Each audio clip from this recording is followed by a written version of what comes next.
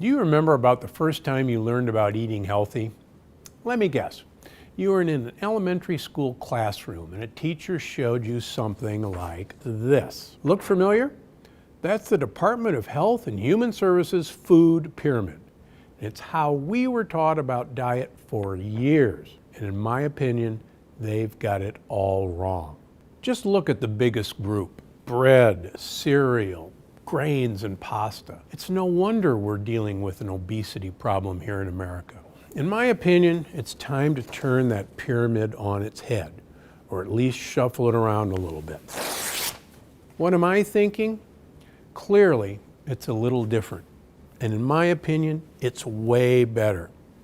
I mean, we're keeping fats, good fats like olive oils and avocados, as the most important things you should be eating, as well as leafy greens and cruciferous veggies like broccoli and cauliflower. Now here's the next amazing thing that I think is so important. It is the second pillar of my pyramid. Don't eat anything. It's called intermittent fasting, and I guarantee you this is what our ancestors did every day of their lives. Do you really think our ancestors came out of their cave every morning and said, "What's for breakfast?" There was no breakfast until we found breakfast. Skip a meal, one of the keys to this pyramid. Now, the middle part of the pyramid contains nuts, not legumes, not peanuts and cashews, flour alternatives that are approved like coconut flour, like almond flour, and two grains that don't have lectins, sorghum and millet. Resistant starches such as green bananas or plantains. These two groups feed friendly bacteria.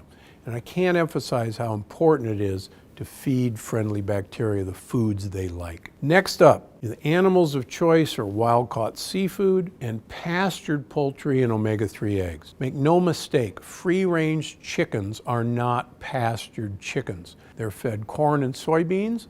Even if it says organic, it's organic corn and soybeans, and they're never let outside.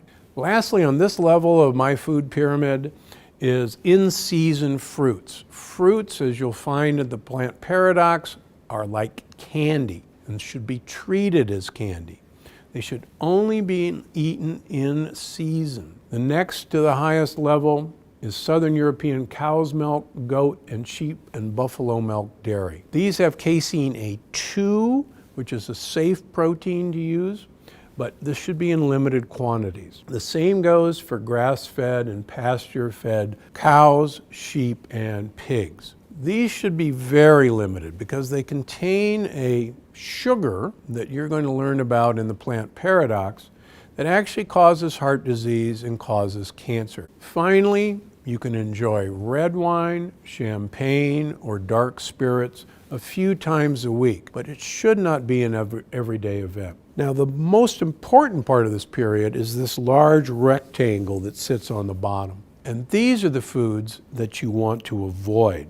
These are the major causes of your obesity and your brain fog, your acne, and your weight gain. The important things to realize is that great fats and great leafy vegetables should be the cornerstone of all of our diets.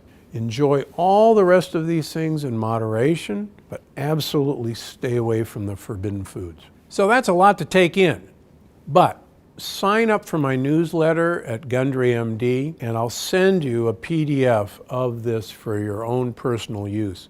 That way you can have Dr. Gundry's food pyramid with you at all times, take it shopping with you.